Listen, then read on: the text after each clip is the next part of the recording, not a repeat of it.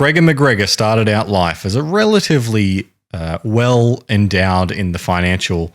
I can't do this off the cuff. I didn't do an intro. It's Gregor MacGregor. Is that it? Yep. That's the best intro. Welcome to Cheeky Tales.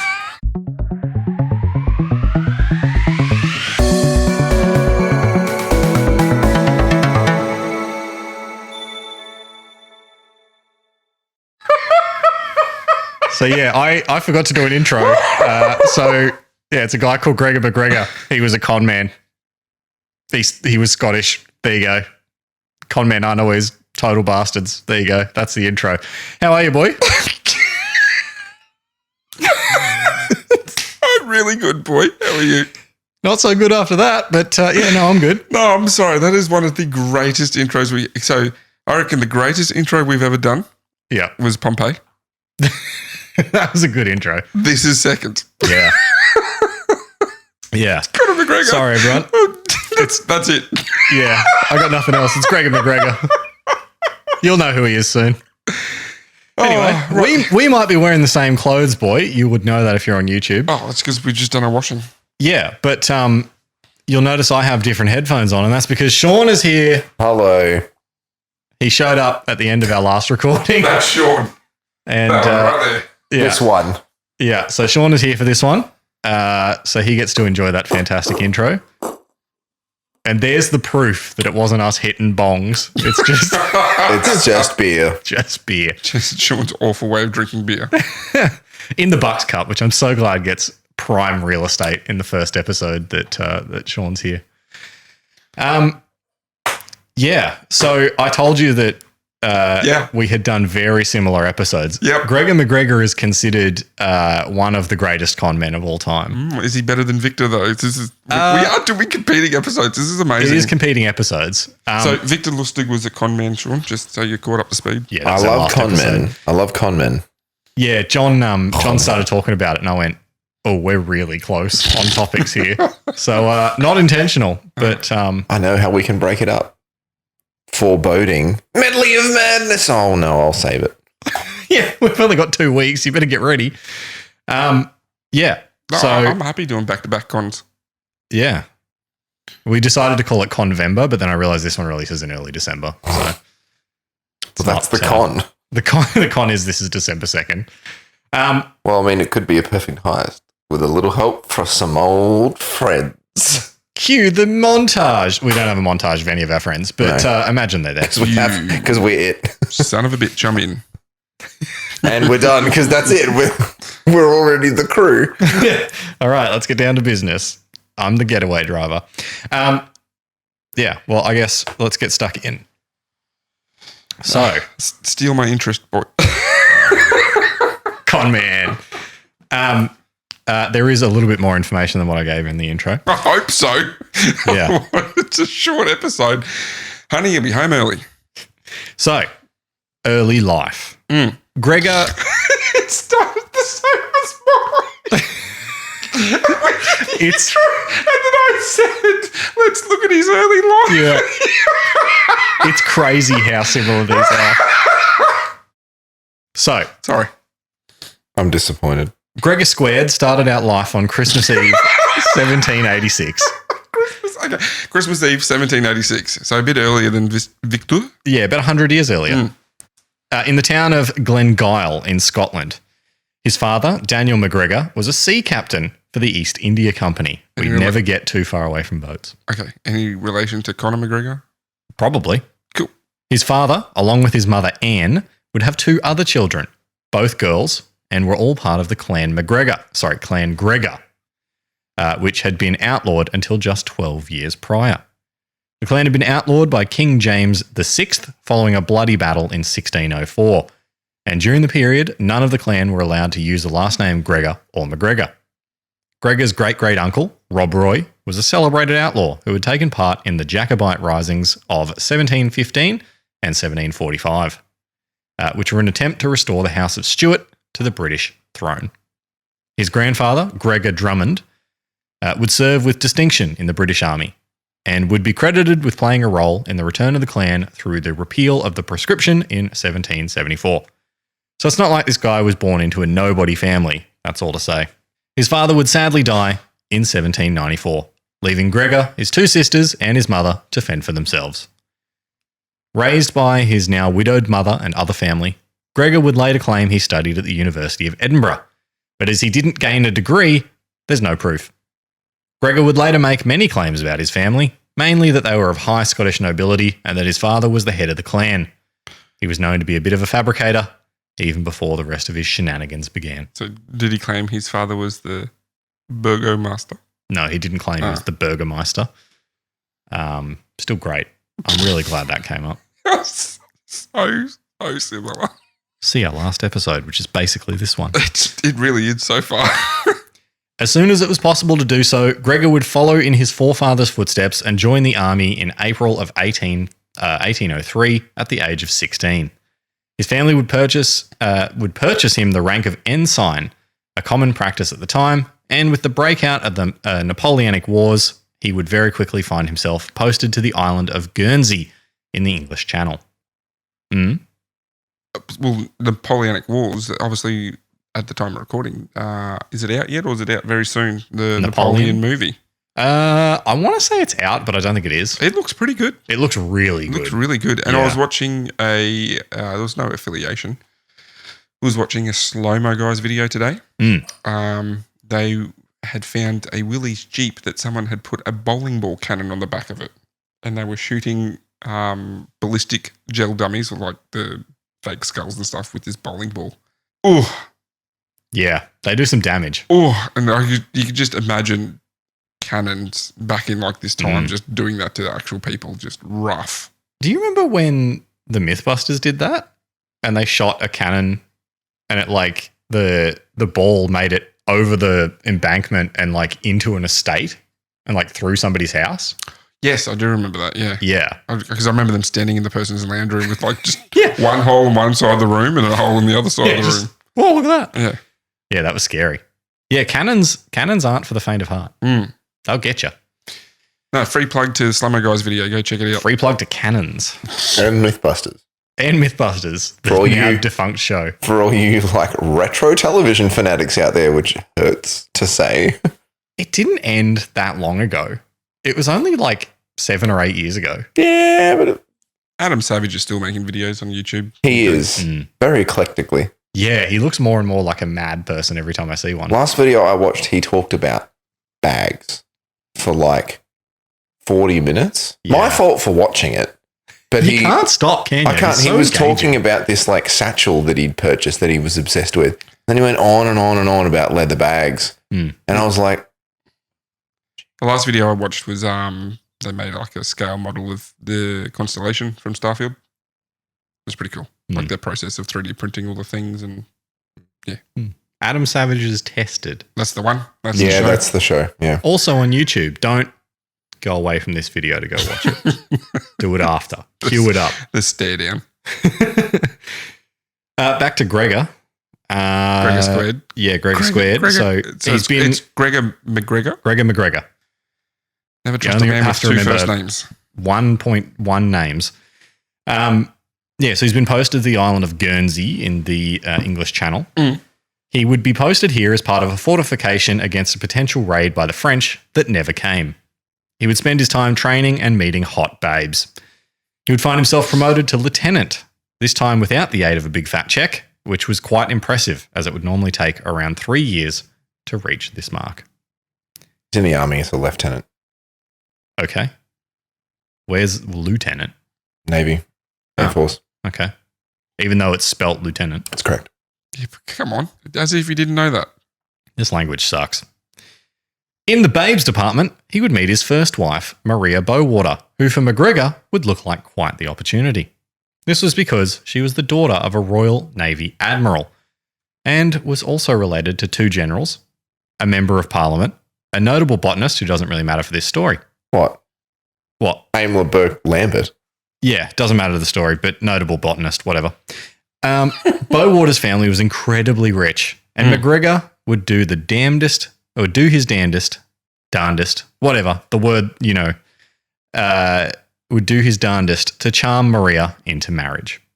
Successfully, because despite her family's protesting, the couple would wed in June of 1805, moving to London for their first home.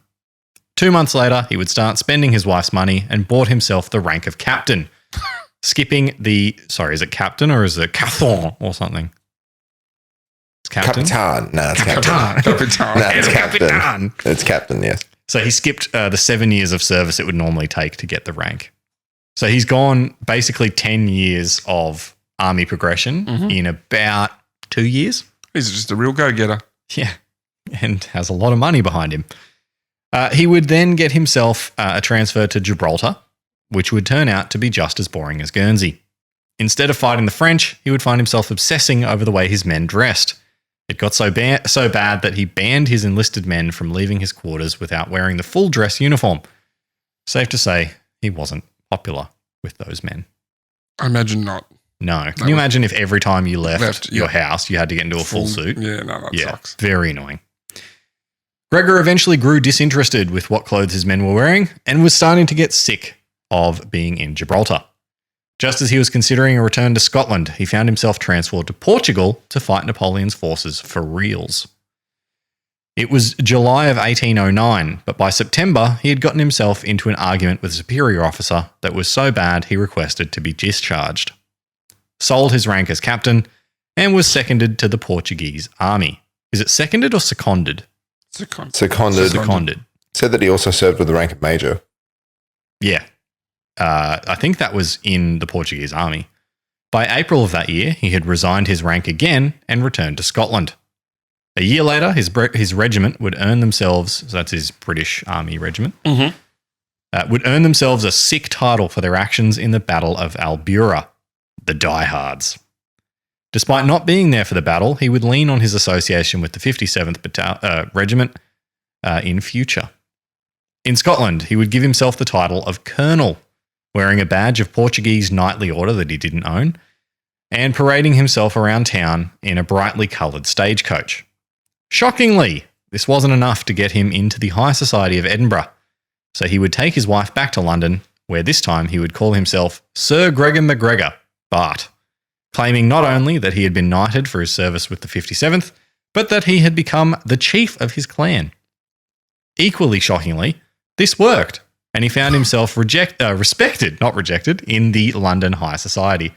So basically, he left Edinburgh, where everyone was like, get out of here, chief. Goes to London. They're like, yeah, this guy's pretty cool, hey? Like, he's got that sick title. So, and was it Bart? Yeah. But it's the title of being a baron. Oh, right.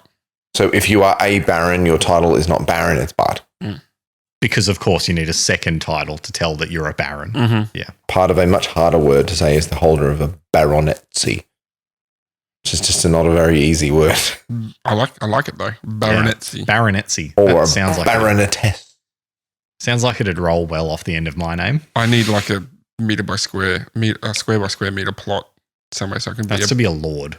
I want to be a baronetcy. Well, you got to be a baron then, not a lord. Whatever. It was this particular moment that would set the stage for the rest of Gregor's life. The red baronetcy. It doesn't have the same fear.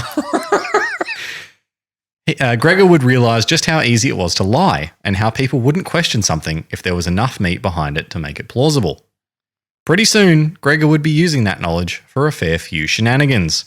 So let's get into the beginnings of those shenanigans right now. So how old is he at this point? 23. Yeah. Thank you. Sorry. And nobody likes you when you're 23. This section is called Gregor Goes Caracas. Sadly, before we get to the shenanigans, we have to deal with the untimely death of Maria. Oh. She would die in 1811, leaving Gregor cut off from her family's money and the influence that they gave him. No children? No children. He was in Gibraltar worrying about uniforms the whole time. Yeah. Oh, right. And now that makes sense because he's obviously not getting any. No. He was struck with a choice. Find a new heiress babe to marry, which would cause a real stir so close to Maria's death, or go home and farm. How distasteful. Neither option sounded good to Gregor, but there was something else that caught his eye. Venezuela was going through a revolt against their Spanish rulers, and the Venezuelan revolutionary General Francisco de Miranda had been in town hanging out at the with the London High Society. Gregor saw the way he was treated with celebrity and so decided he wanted a piece of the New World pie. He would sell his family's estate in Scotland and set sail for the Americas, landing in Venezuela in April 1812. What'd you read that you laughed at? Nothing. Gregor just in general, just selling your family's plot in Scotland at that time. It's like, cool. They're slowly taking all their land. Fuck it. I'm just going to sell it. That means that everybody that lived on your land is a cotter. Like this is we're talking about in the transition from the traditional lordship system of land ownership in Scotland to the English system. That means that everybody that lived and worked on your land that was known as a cotter, basically, it's not a servant, but you are part of the family because it's like, no, you're boned. Goodbye. Yeah. See ya. Ta-ta. Have fun finding another job. Farewell. Yeah, like you get removed from the land. Yeah. This was during the Highland clearances where basically the English went through and said, nah, you can go. Yeah. Bye. Bye. Gregor would land just after a huge earthquake had destroyed much of the capital, Caracas. And that's why I said he's going Caracas. The revolutionary government was fracturing and losing ground to the royalist armies. Gregor would immediately offer his services to General Miranda, who would give him control of a cavalry battalion as a colonel based solely on his... What? For all you youngins out there, by the way, B.A. Baracus is actually the name of the character that Mr. T played in the A-Team. His name was Mr. T. His character's name was not Mr. T. It was B.A. Baracus. The more you know. Yeah, there you do go. the bit. Do the more you know bit. You know, the little... Yeah, cool. Added it. Put it in there, future Sean and Aaron. I'm not going to be able to do that. Oh, God damn it. I barely know how to edit. Microsoft, Do you know how long... Microsoft Paint. Yeah, but then I have to animate it. Yeah, it looked like Spoderman. So I'm going to try and piece together what I was trying to say in this sentence here. Gregor would immediately offer his services to General Miranda, who would give him control of a cavalry battalion as a colonel based solely on his association with the diehards. Diehards. I messed up saying it. Yes, you did. So he's, apart from his fixation on uniform, he's not that bad of a military person. No, he didn't do anything. He did nothing. He did nothing. Yeah, he got posted to two places that never saw combat. He's quite literally part of the issue that they always had with the military at the time. It was just he had rank purely because people thought he was important. Yeah. So I can foresee him actually coming into a battle and just shitting the bed, to put it bluntly. When he got enlisted, he had the rank of ensign. That's literally just the lowest ranking officer. It's private or below private. No, an ensign just carries a flag. Yeah, right. You're an officer, but you are the most unimportant officer. All you have to do is carry the flag, the colours, or the ensign. That sounds great. Oh, it's not great. Everyone's trying to kill you. True. I don't know war. What is it good for? Oh, boo. It also never changes. Gregor would have success in his very first battle, beating back the royalist forces with little loss. Oh, well, screw me then. I was wrong. Despite having mediocre success from there, the revolutionaries were happy with their new colonel. Gregor would also follow his developing script of fight wars and chase tail, this time finding himself married to Josefa Antonia Andrea Aristeguieta y Lovera in June of 1812, just 2 months after landing. That is the most Venezuelan name I've ever heard. Yeah. I think I actually even took some words out of it. Donna Josefa Antonia Andrea Aristeguieta y Lovera. Yeah, there you go. I took one word out. Well, Donna just means miss. Yeah. What episode did we learn that in? It was one of remember. mine. Was it the episode that you got the history of the Caesar salad wrong? No. I think that was me. What was that one? That's why I'm here. I don't remember. Doesn't matter. Josefa was the cousin of another revolutionary, Simon Bolivar, and would find himself promoted to brigadier general that same month. Despite all the promise of his early success and new connections, the revolutionary government collapsed in July, with Miranda captured and Gregor and his new babe fleeing Caracas to seek refuge.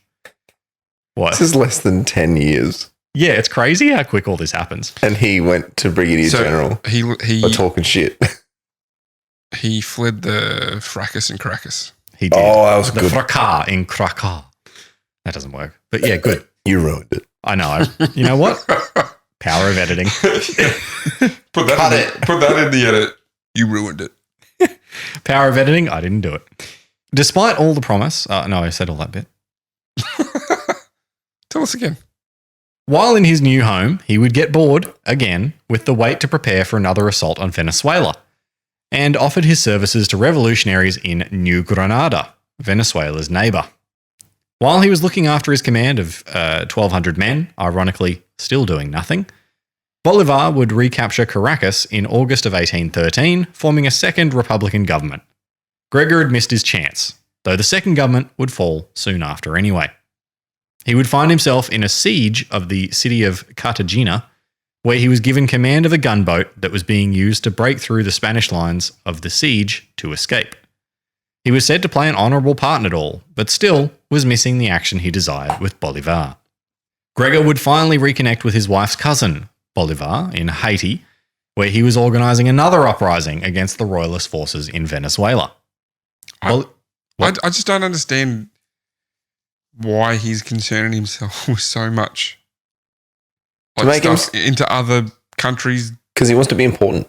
Yeah, business. it's basically just He that. just wants to be important. So he's like getting harsh. Like that's what they do. Like But he's just technically mercenarying himself out. no, worse. He's a hanger-onerer. Yeah. He's just hanging around. But there's no official capacity with the exactly British or the Scottish army. Yeah, he's just hanging around in the least impactful role possible, so he can be taken along for the ride. You know, when you see like it's the extreme version of when you see council workers doing something, and there's 15 of them standing around a small pothole. Yeah, pretty much. Mm. I've never driven past a council work site and seen more than 20% of them doing How something. many times have you seen one traffic control worker standing there? Maybe it's a pretty lady, maybe it's a fat ugly dude, but there's 15 people sitting next to them as if it's also their job doing nothing. They're all just being part of it. So he's trying to associate himself with these people so that he gets the same reputation. I couldn't. I suppose it does happen in today's day and age, but not so much in such a high level. Like you've had the people that went over to Ukraine to offer their services and stuff like that. But That's correct. They're not going over as generals. No. But also the level between entry level and high level isn't just money. Not anymore. No. Yeah. Back then it was like, oh, you're nobility, you're an officer. Yeah. Whereas now that's not a thing. Yeah. If you try to pull that, someone will go smack you. It just seems weird. Yeah, because it is. He's just hopping. Yeah, it's weird. That and it would take so long to get home, like on a boat. Yeah. Like he's literally halfway around the world. Yeah. And you could just rock up somewhere and be like, I'm a general. And people be like, I guess he's telling the I guess truth. he's telling the truth, yeah. Yeah. Bolivar was organising another uprising against the royalist forces in Venezuela, and his plan was to land men at points along the coast with a coordinated uprising happening from there. Venezuela. So they're going to drop people all along the coast and then all of them go in at once. That sounds like that happened later in history as well. Yes. Good tactic. Gregor was given 600 troops to lead and dropped at Ocumer on the coast. The plan failed immediately, with Bolivar needing to retreat and the 600 men left stranded on the shore. They were trapped in enemy territory, 300 miles from the nearest Republican stronghold in Barcelona. They had no boats, limited ammunition and provisions, and were severely outnumbered. This is still like musket and cannons, right? Mm-hmm. Yeah, pretty And much. bayonets and swords. Yeah. Not bow and arrows? No, they were bow and arrows. Yeah, okay. Yeah. Gregor, though, would lead his men on a march through enemy territory, Oh, leading them with incredible skill. what a hero. Yeah. He would lead his men through charges against enemy blockades, punching through, and would set many elaborate traps using the swampland. In one instance, he tricked the royalist forces into riding their horses into swampland, and then deployed his archers to repel them while they were stuck in the marsh. Eventually, the men would charge on foot and rout the royalists, giving themselves the advantage they needed to make the march back to Barcelona.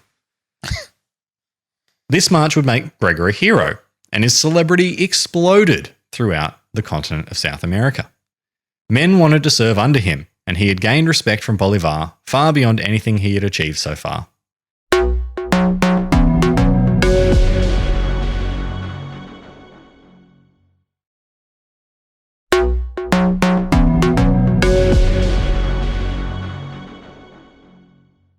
Gregor wanted more, though, and wasn't getting it from those who surrounded him now. He would find himself involved in a plot for a private invasion of Spanish Florida, and would recruit mercenaries from bars as far away as Pittsburgh, offering generous land titles in Florida to anyone who would join him.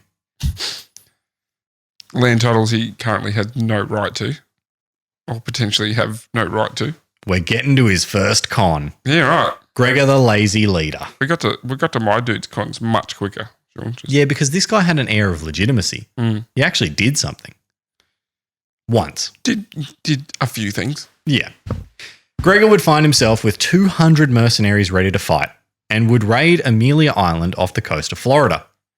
The Spanish garrison there would see the 200 Americans and assume it was the start of a full-blown invasion. They would surrender, giving Gregor a remarkable victory with which he could springboard his invasion of Florida if he just pushed his advantage and took some more forts.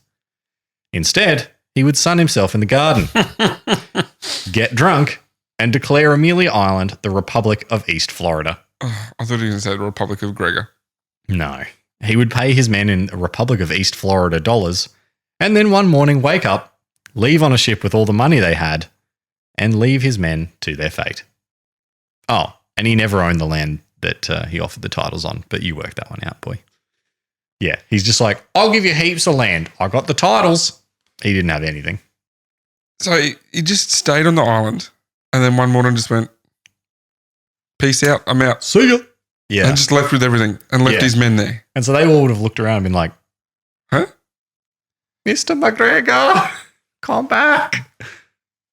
Do you know what happened? To the Muffin Man? Well, I don't know if they all got killed, but they obviously got beaten. So they probably surrendered and then, I don't know, got taken hostage or whatever. You don't know what happened to his men? Like, no, there wasn't any information that I could find on that. Oh, that'd be interesting to know. Yeah. Bolivar would hear about this and would obviously not be too fond of Gregor's actions.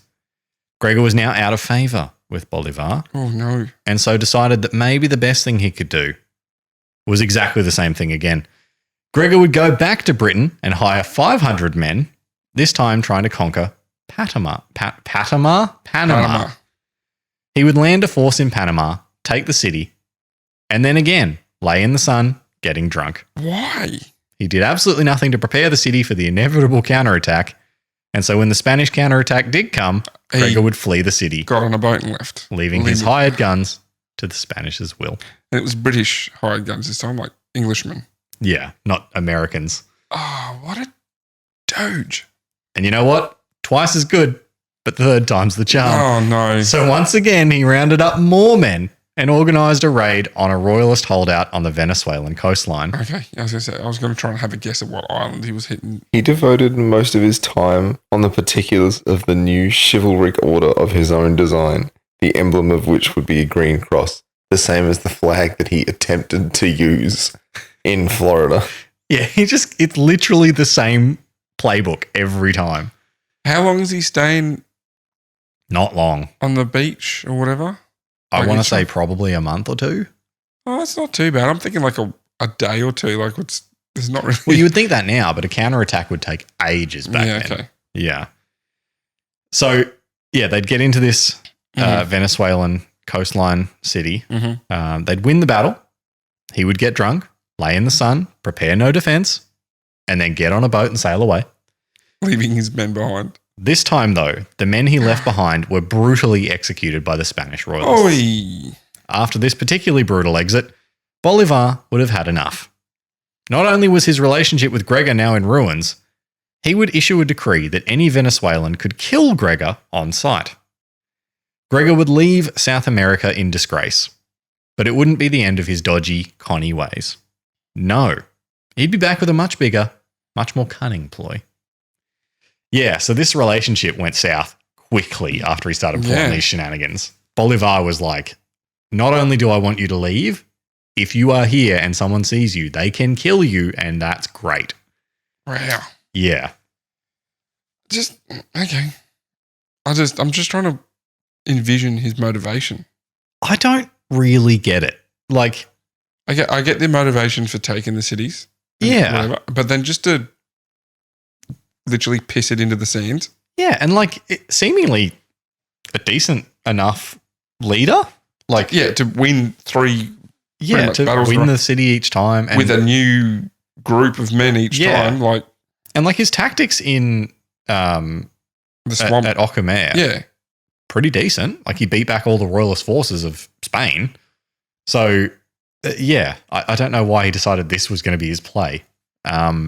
Maybe he's just one of those guys that doesn't like a nice setup. I don't know. Does half a job and then and doesn't finish it. This section is called The Birth of Poyaeus. During his journeys, Gregor would come across a place known as the Mosquito Shore, which runs along the eastern coast of modern-day Nicaragua. That sounds fun. Yeah. I can't imagine a place called Mosquito Shore being anything but awful. Yeah. Yeah. It's a pretty gross place, as the name suggests. It's tropical, so it's humid, hot, wet, full of disease and mosquitoes. Gregor was on the run from many different people after his actions in Venezuela, and he would spend his time hiding there. Gregor would meet a man who called himself King George Frederick Augustus. As a con man, he'd find lots of suckers there. Yeah. Good one. Hey! So Gregor would meet a man who called himself King George Frederick Augustus and would spend a few days drinking and partying with him. Eventually, he would leave Augustus with a title to 8 million acres of tribal land. So he just goes on a bender with this guy for a few days, and then afterwards, this guy's just given him the title to 8 million acres of land. Wow. Nice. That's a good score. Yeah, not bad. And this seems to be legitimate. Like the king's just like, whatever, take 8, here you go. Like, here's my new best friend, this guy. I love this guy. This is my brother. I love him. I've given him 3/4 of the island. How are you going? With the title, the Mosquito people. The Mosquito people were descendants of shipwrecked African slaves and indigenous people. They shared the historic British antipathy towards Spain, and the British authorities in the region had crowned their most powerful chieftains as kings since the 17th century. The kings were little more than a name. They had no control over the country. They ostensibly led. Britain crowned and protected them simply so that they could declare the area to be under Mosquito sovereignty and thereby obstruct Spanish claims. That's pretty funny, actually. This island belongs to the mosquitoes. They're not even an island. They're literally they're like on the mainland. This peninsula belongs to the mosquitoes. So with the title to the land he now owned, Gregor would return to Britain in 1821, which was in the process of partying for the coronation of King George IV. With so many international dignitaries in town, Gregor was able to slip into the country under an assumed title from a land that didn't exist. He would have been just chomping at the bit to rub shoulders with all these. Frothing at the choice. Yeah. I own 8 million acres in. He would introduce. Mozziland. No, he didn't use that. Oh, okay. He would introduce himself as the conqueror of. Oh, it's better than you can imagine. His Serene Highness Gregor MacGregor I, Sovereign Prince of the State of Poyaeus and its dependencies, and Cacique of the Poya Nation. Cacique. And he would find that nobody questioned his story. Do you know what that reminds me of? It reminds me of Game of Thrones. Mother of Dragons, Khaleesi, Breaker of Chains, or she has just keeps going. Yeah. I'd love to give myself a title like that one day that's like 13 or 14 words long. What? You used to introduce yourself as the underwater ceramics detailer. It's Apollo, his coffin. The underwater ceramic. Underwater ceramics hygienist. Yeah. It is actually him coughing too. Holy shit. You're right. Stay off the Winnie Blues, brother. Got to switch to them Opti-Crush filters, brother. Get on the menthol. He does that every so often. You just be sitting there and you just hear him like, got bronchitis. What gives that title again? His Serene Highness Gregor MacGregor I, Sovereign Prince of the State of Poyais and its dependencies, and Cazique of the Poya Nation. So he's princed himself. Yeah. What a douchebag. Yeah. For context, it wasn't that weird to hear of a new country you'd never heard of before at this time, as it was happening just about yearly in South America. Yeah, but this guy's Scottish. He's got a Scottish as name. I just imagine he's freckled, red hair, red beard, and just of the Cazique. And I assume when you hear that, you kind of have an idea of what area people are coming from. But he's this Scottish dude. You're like, huh? Yeah, anyway. Gregor would use a pseudonym to publish a fictitious book, guidebook to Poyais, which covered the government, geography, climate, and architecture of the country. This country that doesn't exist. Yeah. He went really in depth. It painted a beautiful and alluring picture with fertile soil and rivers gleaming with gold, Oh, God. something that people might want to get a piece of. What does this remind me of? I feel like this is a Simpsons episode where It might be, yeah. like Homer makes up There's like 800 episodes of The Simpsons. I'm sure it's been one of them. It even claimed there was no diseases in Poyais, which was quite the noteworthy piece of information for the South Americas. Gregor would start to sell the idea of Poyais to the Scottish communities of London, with a focus on improving their own life, of course, but also giving Scotland its own chance to be an international player, colonising the Americas. Gregor would sell a number of plots to those he spoke to, and many started buying up titles. By 1822, Poyais was selling like hotcakes, and the first boat full of Poyais-bound settlers was on its way. Gregor would use the interest created in the scheme to get a bank to underwrite Poyais bonds, getting £200,000. He would use the money to open consulates throughout London to further legitimise the con. By the end of the year, Poyais bonds had generated over £1 billion in today's money. Jeez. Yeah, it escalated so quickly. In early 1823, the second boatload left for Poyais, with now 2 boatloads of people ready for the biggest shock of their lives. When the first boat reached the Mosquito Coast in November of 1822, the settlers prepared for a Poyais boat to come out and guide them into the port. Obviously, nobody answered them, and so they assumed they had navigated to the wrong part of the country. They unloaded onto the coast and sent the captain to search the coastline for Poyais. Most of those who had set out were older folk looking for an easy retirement, and so surviving on a coastline with little resources wasn't a great option. In March of 1823, the second boat would arrive and join the first. And they still believed the navigation was wrong. The captain of the first boat returned and had obviously not found Poyais, but the settlers told him that he must have made another mistake. Of course Poyais existed, and sent him away again to search. Again, he didn't find it. While the captain was out searching again, a hurricane hit the coast and destroyed the second ship. Oh, Then came the wet season, raining endlessly on the poorly prepared settlers. and then came the mosquitoes. They sure did, and they spread diseases like yellow fever and malaria. In the country that has no diseases. That's correct. Causing them to start dying in huge numbers. Oh, jeez. It's estimated that 2/3 of the 200 settlers that reached the coast would die. Wow. So you're talking like 160 people, 150 odd. Yeah, crazy. It'd actually be like 125. You're right. I was trying to do quick math again. It didn't work. Yeah. Quick math, not your forte. No.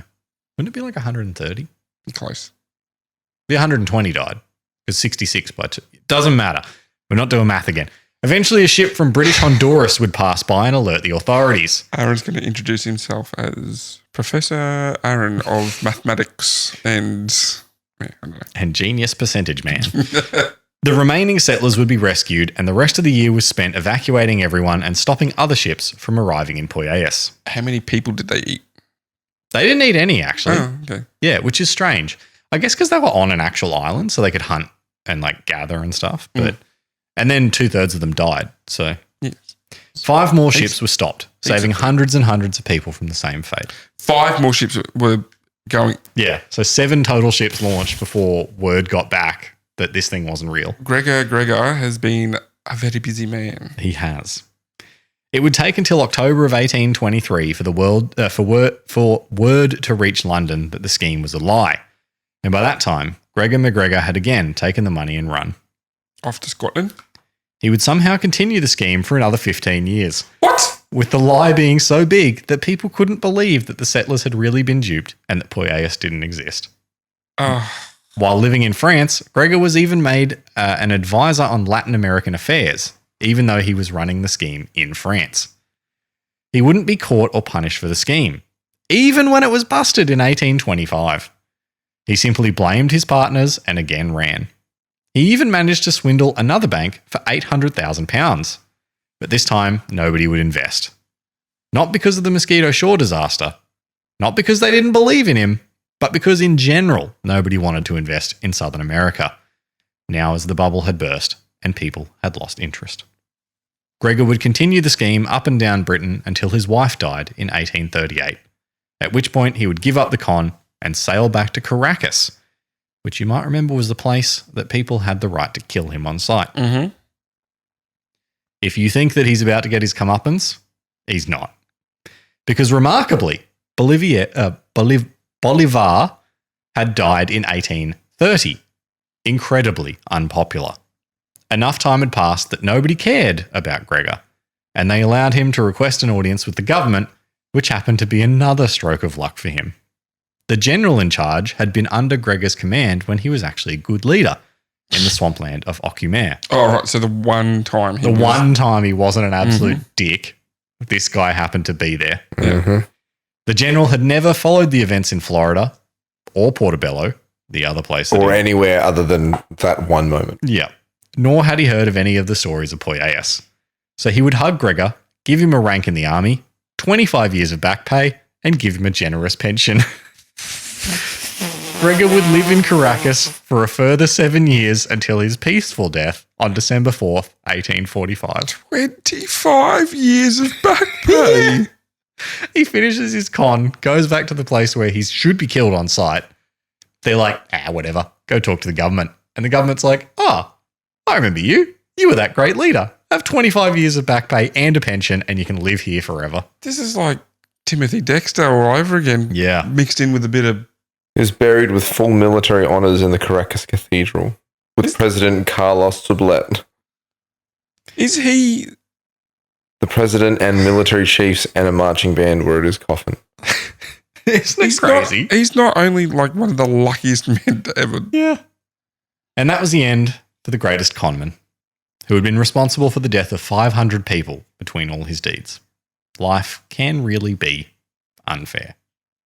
At least my con man didn't kill anyone that I'm not aware of. No. In part of today's Honduras that was supposedly supposed to be Poyais, it's still pretty much undeveloped. Yeah, because it's an absolute dive. It's nothing. Yeah, it's just a swamp. Yeah. Basically swamp. I can't, the last bit threw me. Yeah. 25 years of back pay and a pension. He's just been an absolute dick. Yeah. To so many people. And he just gets away with it. Yeah. Anyway, that's Gregor MacGregor. Oh, thanks for listening or watching. You can, if you are watching, you can find our page on the socials. It'll be in the description. Facebook, and please, Instagram, X. Donate a substantial amount of money so we can build a set. I don't want to talk about how expensive those tripods are. Those particular ones? Yeah. I wouldn't know. I'm using an Anko one from Kmart. Those are also Anko ones from Kmart. They were $6. And that one? No idea. Bree bought it ages ago. Has a ring light feature. Yeah. But I don't need it. It will just make my head look more round. I thought you were going to go with shiny, but round will do. Mm. Have a look on the socials because we do post some supplemental content. Yep. And if you want a map of Poyais, good luck. Yeah, good luck. I tried to find a map and I got a dozen images. Just look and up the Mosquito Coast. They're all different. Can you find a map to Poyais? Nope. They're all different. Can you picture yourself looking at that map? I was say, is it like a map to El Dorado? Just now I'm thinking about El Dorado by the Eagles. I'm thinking about that fantastic movie. Mm. On the Road to El Dorado. That was a good movie. So yeah, find us on the socials. Thank you for listening to us. Thank you for watching. Mm-hmm. To the 4 people. Please do watch if you're listening, because it's going to be a lot more work to edit the video version, and I want to make it worthwhile. Please. Maybe do some hot take short bits. Short bits. Some shorties. Yes, Little bits. cut some shorties out for Some shorties. YouTube shorts. Instagram reels. Apparently they have quite an impact if you're on TikToks. YouTube. I don't know. Yeah, they throw them enough in my feed. Yeah. Give us some feedback on the camera angle. Ned's Ladbrokes, if you're out there. First thing Sean said was, I do not want a betting sponsor. Gambling sponsors. You'll take what we can get. I know a guy No, like those too. I will not. Okay. I want to say one thing very clearly. All right then. Look me in the eyes. Betting companies. Oh, that's right. You've had a run in this week, haven't you? With the betting companies. Just in general. Yeah, it is now so pervasive, Sean, that it's in the lobby of my building for work. I was standing there waiting for the elevator in the morning, and here's a freaking betting ad. Hate betting ads. Hate betting companies. They're absolute scum. I will say I have been enjoying sports bets, the Spirit of Cricket ads Yeah, that they've been doing great. The sports bet ads, very funny, right? with the grubs and all that. Yeah. Yeah, but I don't want to get into it because I'm very passionate about this topic. We're going to wrap up. Yeah. So thanks for listening. Find us on those at Cheeky Tales Pod on YouTube, Facebook, Instagram, Twitter/X. Supplemental content's going up. Videos going up. If you're watching this video, our episodes come out. If you're new, welcome. Episodes come out every 2 weeks on the same week as your recycling bin, maybe, unless If you're you're if you're in most parts of Brisbane where that's the case. On the off weeks that a new episode doesn't come out, green bin week. Aaron is uploading audio versions of the 63 episodes we've done previously. Just an audio file. If you've already listened to it, go have a listen on YouTube to pump it up, those numbers. And enjoy the beautiful waveform that I put on there that definitely doesn't mess with your eyes. Mm-hmm.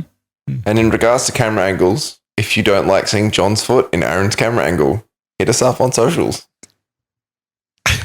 It's been very distracting. The first thing that Sean said when he sat down, because he can see my camera, is it's not a very flattering camera angle, Aaron. I went, what? Should I change it? What? So yeah, give us some feedback. I'm sure Aaron will just punch in a little bit on the edit.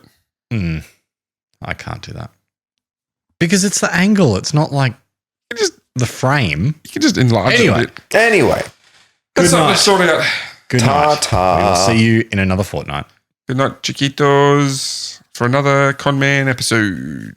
Convember. 3 in a row. Ta-ta. 3. Oh, darn. Oh, God, I hope that...